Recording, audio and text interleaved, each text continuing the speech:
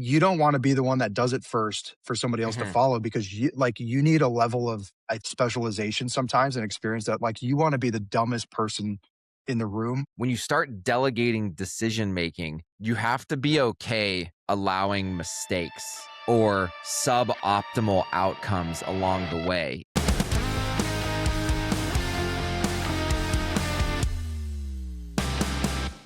Hey everyone, welcome back to another episode of the Grow CFO Podcast, where we dive deep into conversations about scaling a profitable D2C brand. I'm your host, Jon Blair, founder of Grow CFO. We are the go-to outsourced finance and accounting firm for 8- and 9-figure D2C brands. All right, we're back, and today's a huge day because whether Dean remembers or not, he was the very first ever Grow CFO Podcast guest 2 years ago. So I've got my boy, Dean Brennan from Heart and Soil, back on the show. What's up, Dean? Not much, man. Thanks for having me. I didn't actually remember that I was the first guest, but that's cool. I just remembered that as I was preparing. I was like, oh my gosh, 2 years ago, first episode, Dean Brennan, Heart and Soil. Let's go. And you've had a ton of guests on since then too. Yeah, it's been great. It's cool. It's cool to see how it kind of, builds momentum, as I'm sure you know, because I know you're a content creator or, a storyteller. You're big into organic. It doesn't happen overnight. It takes time, but you just do it out of passion, and for love of the journey. And eventually some people are willing to follow you. But yeah, man, I'm excited to chat. When we chatted last time, we were talking about going from 0 to 50 million in 3 years. And now you're on this journey of going from 50 to 100 and beyond. I'd love to kind of dive in, and maybe we'll sprinkle in some talk about AI, maybe our mutual love for 7-string guitars and heavy metal, but catch the audience up. Like, where is Heart and Soil at today? And what are some of the big things you're thinking about as you're trying to take the brand to 9 figures? I love it. I mean, the first thing you need to do is play more 7-string guitar, because I do think as you grow, you need to try to take more time to get in a flow state and chill. The guitar helps that. But yeah, where are we at today? Gosh, we've made this journey from 0 to about mid 70s, and we're trying to break through, to this next phase. And it's interesting because I don't look at our journey like in phases of revenue numbers or whatever. Sure. It's probably because of just my past being a filmmaker and storyteller and somebody who's just really into helping other people with their health. I kind of look at it like the wave and momentum of radical health, what I call it. Is that growing? Is it expanding? Are our products getting into more people's hands? Are we helping more people on the front lines? Are our products more accessible? Are we creating content and doing things that are helping people remove barriers from their life? Are we learning more about those barriers, about our customers? So in my head, that's kind of how we're looking at it, and some of that is like expanding the TAM with products. Like, we launched protein, a really great protein powder last year. We're working on some other things that are a little bit different than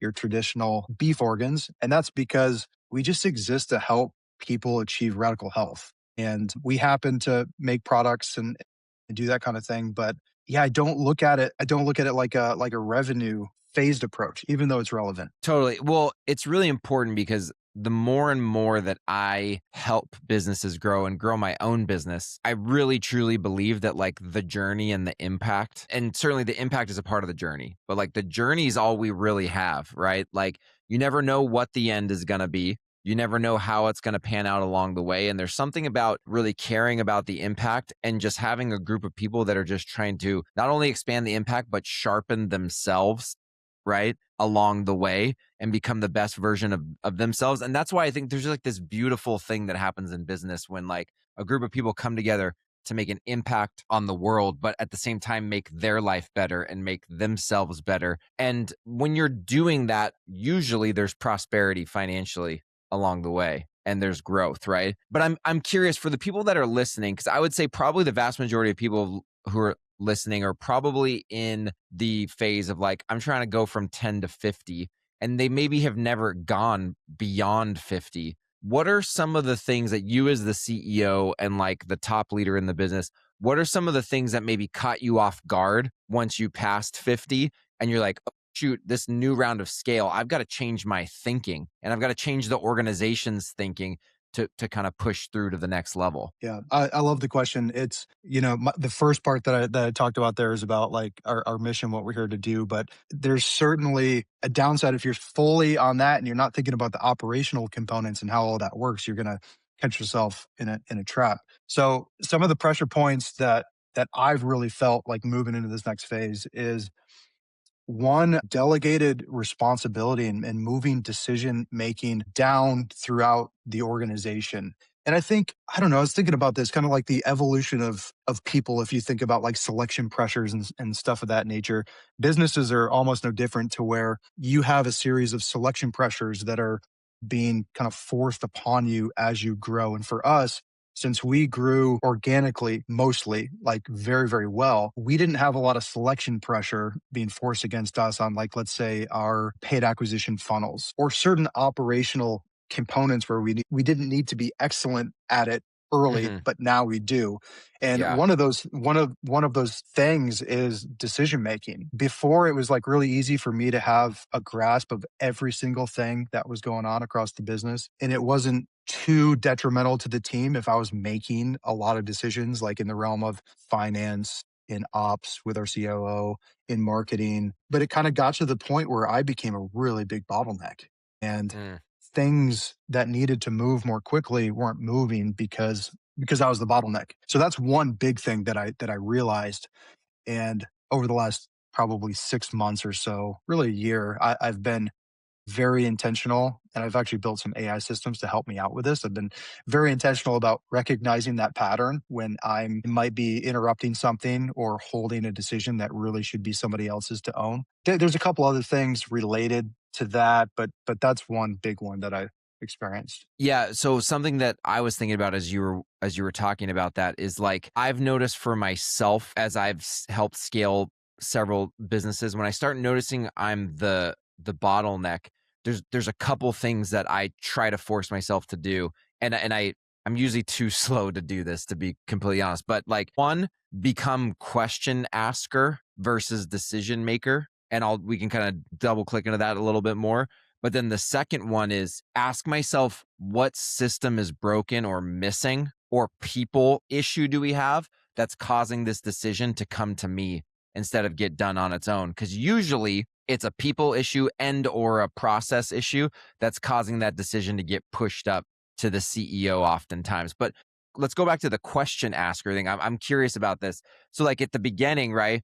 You're the decision maker. Yes, no, do it this way. But then when other people are starting to make decisions, a key, I think I actually learned this from Dave Ramsey. Dave Ramsey talks about like delegating to his team in his book Entree Leadership, and I'm using different words, but he basically says like, first I do it and you watch, next you do it, I watch, and then like third is like you're off on your own, right? And as you let go of, as you train someone up to make decisions on their own and you start letting go, you have to stop saying yes or no and start asking questions to kind of test their thinking, test their assumptions, test the why behind what they're trying to do, so that even if they ultimately make the yes or no decision on their own, you force them to think about kind of the first principles that underlie that decision. Where does that come into play for you in this stage of the business? Oh man, I have so many thoughts that are just like running through my head. One of them's like really related to that. So I don't even know how to properly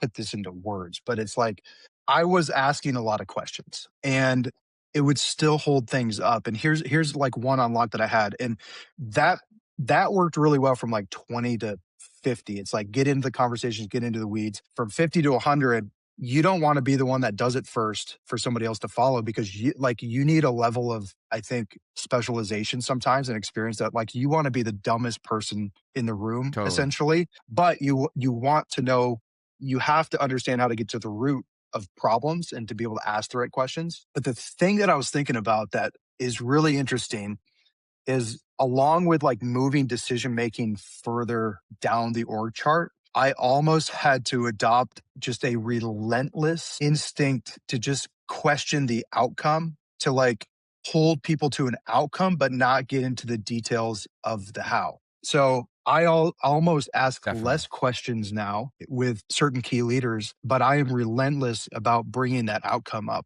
What is the outcome? What is the expectation? Are you confident? Are you not? If you're not confident, what, like, how are we getting there? And so I'm holding people account to outcomes rather than the how in a lot of ways. Totally. But that's been a growth experience for me because, like, as a leader, you have to get really clear about what outcomes you actually are committed to and that you want for the organization. And I think it's easy to get lost in that because they're just so much, right? Like, you've got a Totally. lot as a CEO anyway. You've got legal people and talent, HR, finance, marketing, ops, all of these things. And you have to get real clear for your team, more clear than you've ever gotten before, and you have to hold people to account to those outcomes. Yeah, and you've got to be willing to repeat yourself. It's like it feels really clear to, to you like, hey, we've already aligned on this. I can see like the vision.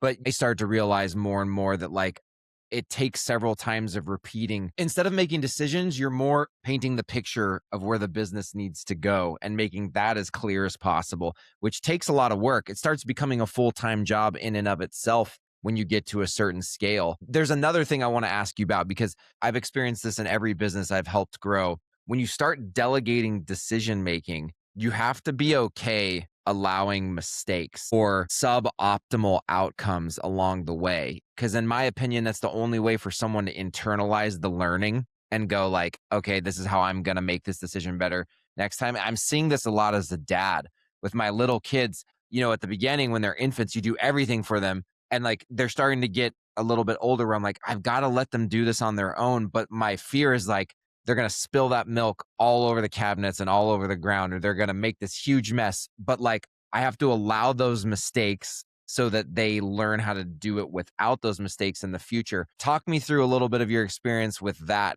because I know that that can be hard. Yeah, I mean, I've always been the type of leader like that embraces that to some extent. I don't like repeating mistakes over and over, but you certainly, I think, for people to grow and for myself to grow, like my team's been very forgiving with me when I make mistakes because I do it as well. But I think so long as everybody has the mindset that generally mistakes are an investment in learning, but we don't repeat them. So yeah, I try to allow that space. What is interesting though is sometimes when the stakes are high and you're like, for example, we kind of had this period of time where acquisition was slowing a bit and it was putting some pressure on, you're seeing the decay from returning cohorts. And it's like, wow, we have to fill this sponge and get some new people in the business ASAP. Otherwise, the next 6 months aren't going to look very well. And that's a different type of pressure where I had to trust. In the past, I would have like gone into the weeds and asked a Hmm. ton of questions over and over. I approached that this time with like, we're going to come up with a number that we want to achieve. And I'm going to be relentless on calling that number every single day, sometimes twice a day. How are we doing? How are we pacing? What's next? What's next? What are we doing today? What are we doing tomorrow? Applying that type of just pressure and visibility on it and trusting that the team would come through and they did. And we didn't make any mistakes, which was great. So yeah, to your point, it's like you have to allow that and Hmm. you can't. I don't know if you create an environment where everybody's just fearful of making mistakes, then I think you're just stunning your growth at the end of the day. Yeah. And you're going to speed up probably you being exited from the company as well. Do you want to use debt to scale your D2C brand, but you don't know where to start? And to make matters worse, are you overwhelmed by all the options? Shopify Capital, Wayflyer, ABLs, SBA loans. How do you actually know which one is right for your business? Don't worry, we've got you covered. At Free to Grow CFO, we've helped nearly 100 fast-growing D2C brands, and we've raised tens of millions of dollars in debt capital along the way. And based on all this experience, we've created a helpful resource just for you, our D2C Debt Playbook. It's a debt playbook that'll help D2C operators like you make well-informed decisions about bringing in the right debt at the right time. Grab it for free at freetogrowcfo.com/debt or the link in the show notes. It's funny, I'm reading for the first time. It shouldn't be the first time when I'm 39 years old, but I'm reading Poor Charlie's Almanac, Charlie Munger, for the first time right now. And I'm going through the longest talk in there, which is about basically human psychological misjudgment. And they had this rule. He talks about the doubt avoidance tendency and inconsistency avoidance tendency. And they had this rule at Berkshire Hathaway about like good news versus bad news. And the saying was like, always share the bad news immediately because the good news can wait until tomorrow. And the point was, if we make a mistake or there's an issue, all good, but we need to know about it ASAP. And we as a team need to figure that out. We'll hear about the wins later. Let's figure out what's not working that we need to adjust, and let's do that. I'm curious, because this is something that we work with brands a lot at Free to Grow CFO. And there's a lot of questions around this. Channel expansion, sales channel expansion. You start growing, and as a general statement, we kind of see with brands and advise them that, like, you have high LTV, your subscription business, like Heart and Soil, you can scale D2C and even just pure e-com a lot, generally speaking, for a lot longer than a brand that's new customer dominant, has little to no LTV. They've got to expand channels sooner. Where has channel expansion fit into your strategy since we last talked? And what are some of the things you're learning about how to do sales channel expansion right? Good question. I mean, do you count D2C Amazon in that equation? Yeah, for sure. Yeah. D2C, Amazon, and physical retail. Gotcha. Yeah. So it's funny because we've generally not really like gone all in on Amazon even. We've been primarily, Shopify with some light, kind of smaller health types of grocery stores around the country, like at Erewhon in California. I don't know. I just bring it back to the mission for us. It's like long term, how do I guarantee, if I could just make such a bold, crazy guarantee, that most people are going to go for beef organs over a synthetic alternative. At some level, you have to meet the customer where they're at. And so, you can kind of tell sometimes on D2C when your CAC starts increasing and you're doing everything possible. And it's like how we're kind of like not getting this out there as much as we want. We're leaning into Amazon more. We're doing more top of funnel stuff like on TikTok shops, those types of things. But retail is very much a part of that equation. Now, you got to balance for a product like ours, the supply chain. We're literally sourcing from real farms with real cattle. There's a lot of latency involved there. So, you don't want to make such a bold intro into retail to where, you go into like a Walmart or something like that. And then quickly they take you off the shelves and you're like upside down and make a huge mistake there. For So sure. what we're doing is kind of seeing like, what are really good fits like with audience? Where can we get in front of people that might not have heard about us before? Maybe they heard about us, but they, don't shop online and they buy their supplements at, let's say, Whole Foods or Sprouts, those types of things. And we're kind of stair-stepping into those channels. And we had a Sprouts launch last year that went really, really well for us, and some more plans this year. But it's absolutely part of the plan because we want, we want to make the supplements accessible to people, and not everybody shops online. For sure. Yeah, I think one thing that you mentioned that's really important is like thinking through audience fit within specific retailers.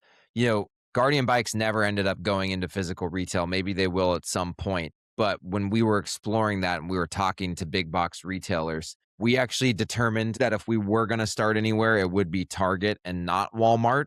Because if you really do the research on Walmart and the price points of the rest of their bikes, and what we know about the overall demographic makeup of that particular audience, it just didn't fit with our value prop at the time. At that time, we had one very premium product, right? We didn't have our more entry level product that would fit in with the Walmart audience. And so we were laser focused on Target. Again, we didn't end up doing it, but that was a big part of thinking through that. And it's really important for brands to think about that in any sales channel selection endeavor, even if it's an e-commerce channel. It's like thinking about what that audience might look like versus another channel. I think it starts there. I mean, at least in my Totally. head, it always starts with the audience and what we're trying to do. I see a lot of brands that just pride themselves with it.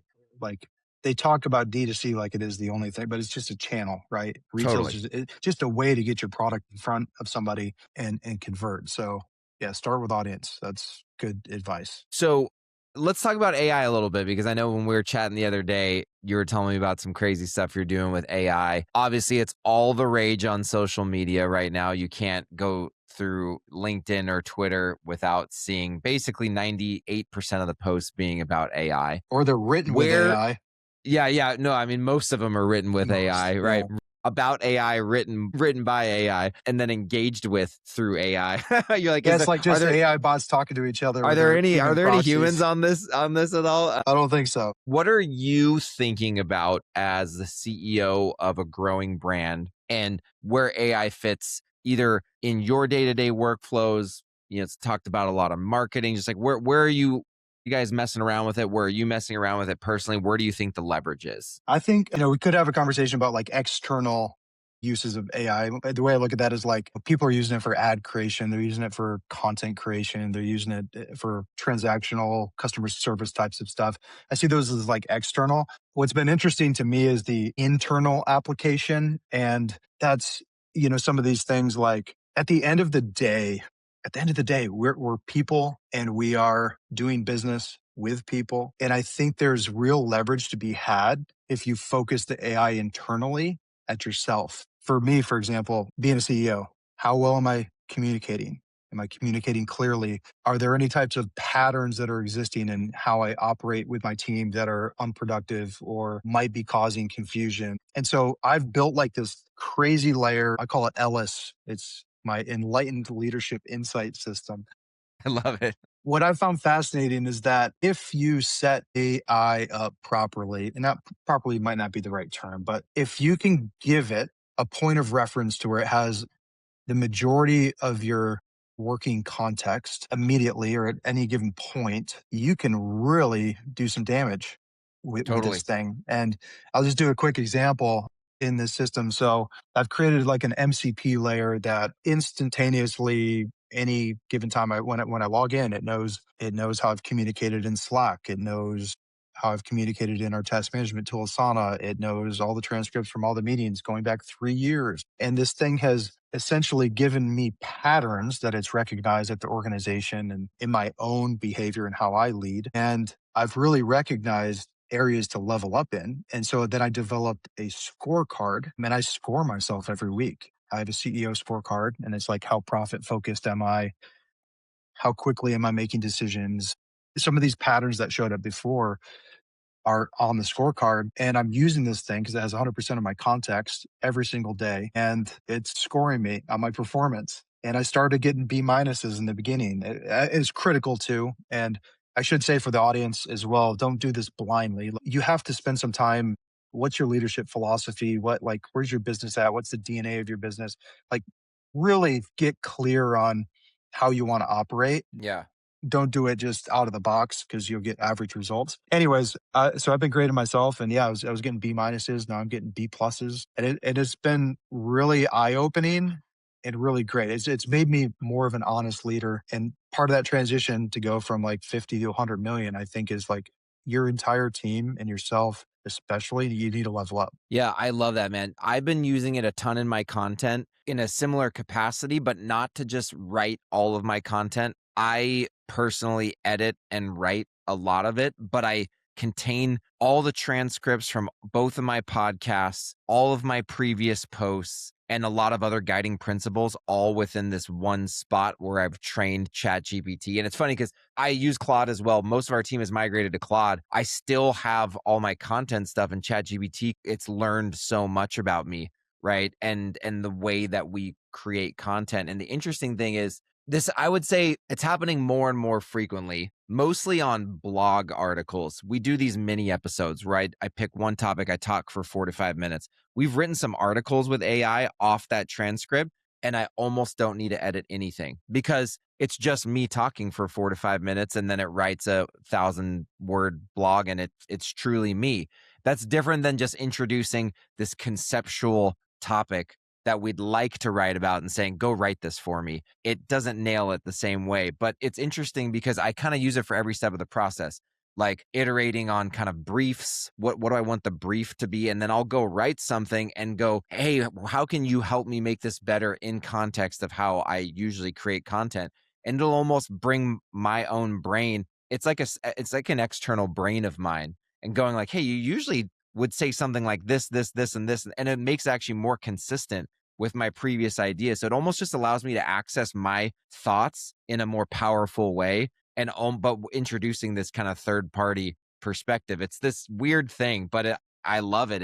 It actually makes me a better thinker. It doesn't make me a worse thinker. And it brings a lot of awareness to inconsistency in my actions versus like these conceptual ideas that I try to stay aligned with. I got to ask you one more question because obviously I don't even know how long it is that we've been working together with I don't even know. Somebody asked me that the other day. I was like, we've been working with Heart and Soul. My business partner Jeff is your fractional CFO. We've been helping out on the accounting for a while. In this journey of growth, what has it meant to have a finance team helping you along the way? That's a good. Can I add on to the AI thing one more Yeah, time, yeah, for and sure, then for I'm sure. going to answer that question. You said something interesting about all your context being in ChatGPT, and I just had the thought like these applications are very similar to like social media where they want to retain Totally. you and get as much hours as possible. And one other thing I think is interesting about AI is like if you set it up in a certain way. So my system is using essentially markdown files using like Claude Code, but the way that it runs is like all of these files are local and the context isn't in a particular Inside. AI model. And then I built that MCP layer so I can actually spin up GPT or Claude or Gemini, depending on the use case. And it has instantaneous context into the quarter, the day, the people I'm working with, everything, which is kind of interesting because I've been thinking about this like long term scale of it and Totally. like how I would deploy this at the organizational layer for everybody to essentially have their own chief of staff for their role. It's Anyways, interesting you mentioned that because we're doing the same thing. We're indexing all of our podcast transcripts, Fireflies transcripts, and like previously published content, anything related to our content. We're indexing them all into files so that we can connect. Because I had the same realization was like, I can't get stuck on ChatGPT. This context has to be transferable. Supposedly, Jeff told me recently that there's some way to translate ChatGPT history into a Claude skill. I haven't looked into it. He mm, sent me this video about it. I got to watch it and see if it's real or not. But obviously they're nice. trying to figure out how to make this easier, right? Yeah. But yeah, man, like where has it been most helpful, like we were talking about before, to have Free to Grow working with you guys on the fractional CFO and the accounting front? Because as you guys have been continuing to scale, obviously things have been changing. Channel mix has been changing, cash flow versus profit has been changing. Are there any specific areas that you feel like it's been the most helpful? Gosh, all of the above, really. I mean, I'm not just saying that. I think like many operators, I don't have a history in finance. That's not my area. I love learning about it and I like getting in the weeds on it. But it has been really, really helpful when we're facing acquisition challenges and we're making decisions on like, how much ad spend do we really want to put into this? What is our payback timeline? Like being able to just sit in the room with Jeff, because Jeff is brilliant and he can walk us through all those. And it's funny because he won't ever make a decision for you, but he's always like, well, here's the pros, here's the cons, here's what I've seen. But it's just very reassuring to be able to talk to somebody who is highly, highly competent in a discipline. And not only that, I mean, I don't know how many P&Ls you guys are looking at, but I'm looking at one, and that's Heart and Soils. And so to have someone who is looking at different business optimizations and can actually give you a bit of a read on what's real, what's not. Like I've had anxiety before on things where Jeff is like, that's normal. That's normal. That like I've seen that a million times. And I'm like, okay, good. So I mean, from that standpoint, I get the most value there. I know operationally the team, relies on you guys a lot for like our AP, our accounts payable. And the value I'd say there is you almost don't know. Things are always good when you know that when you're not drawn to something often. I mean, you guys run it, and we've had a lot of changes with like how we operate on that side, and minimal speed bumps. Your team's great, Ruben's great, so yeah, it's just been peace of mind is how I would For call it. sure, man. Yeah, it's been great working together and we look forward to continue to supporting you guys. One last thing because I want to make sure everybody knows you've been cranking out some content personally on LinkedIn. Where can people follow you, find more information about Heart and Soil, get connected with you? Amazing. Yeah, the LinkedIn thing's fun. You mentioned before I was a content creator before. So people are like, why are you posting on LinkedIn so much? I just kind of like taking time out of my day and coming up with a couple posts here and there and then scheduling them. But Dean C. Brennan on LinkedIn. and Dean C. Brennan on Twitter. I'm a little more active in the replies on Twitter. LinkedIn, I would say, are just, insights and things I'm observing as I go along. Well, I appreciate you coming back on, man. This is full circle for me to go from first episode ever to chatting again 2 years later. Look forward to continue to working together and see you at Commerce Roundtable. Excited for that one, man. Heck yeah, you too. Yeah, I'll be talking on April 21st, actually, about the AI stuff at the Commerce Roundtable as well. It's going to be a good one, man. Well, I appreciate you coming back on, and we'll chat soon. All right. Thanks for having me, Jon. All right, man. Don't forget, if you like today's episode, please hit the subscribe button and leave us a review. It helps us reach more people like you. Also, if you want daily tips on scaling a profitable D2C brand, follow me, Jon Blair, on LinkedIn. And if you're interested in learning more about how Free to Grow CFO can help your brand increase profit and cash flow as you scale, check us out at freetogrowcfo.com.